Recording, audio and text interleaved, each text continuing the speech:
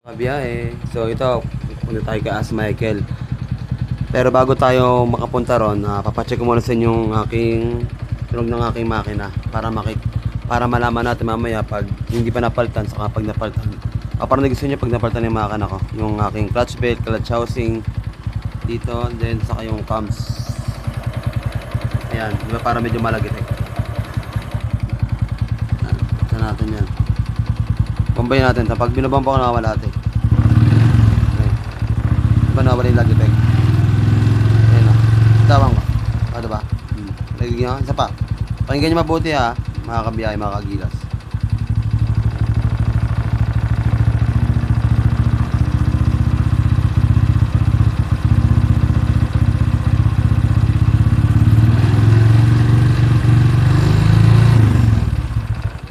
Diba?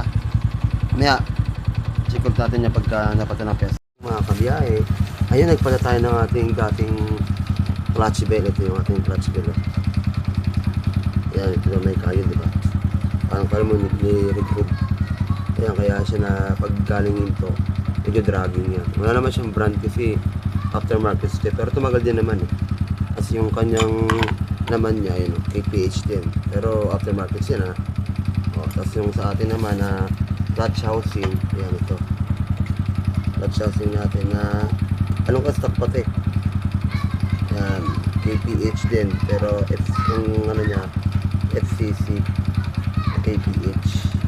Then yung sa cams naman natin, ang ginawa ng pinsan ko dyan, ito, diba ito yung R8, yung cams yung kinuha niya, pinalitan.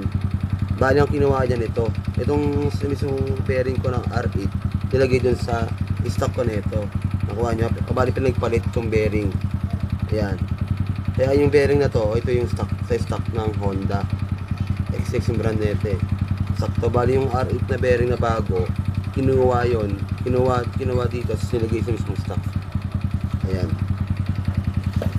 And so yun muna ang ginawa. Then ito yung tunog niya, nawala yung parang magaspang na tunog. Ayan, pero yung parang lagitech na yan, parang sa mismong connecting rod na yata yan. Pero hindi naman siya malala kasi matagal lang ganyan yun, sana nasira na, di ba?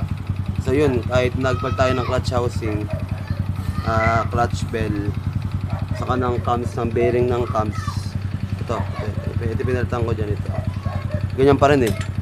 So wala naman sa mismong ano, baka daw sa head, pero hindi pa sure, baka sa head ko mismo problema, kaya medyo malagatik siya, o kaya sa bearing, sa connecting rod. Pero wala problema yan mga bossing, okay naman yan. Ayan, shoutout ka pala kay Boss Hansay, kay Balansay. Ayan, ngayon talaga tunog ko. At anong gawin natin? Pero nawala yung lagitik sa kapapana. Ayan, so pag umibert naman, nawawala naman siya. Baka na rin yan. At paano medyo nawala yung magas pa na tunog. Napakinggan na lang.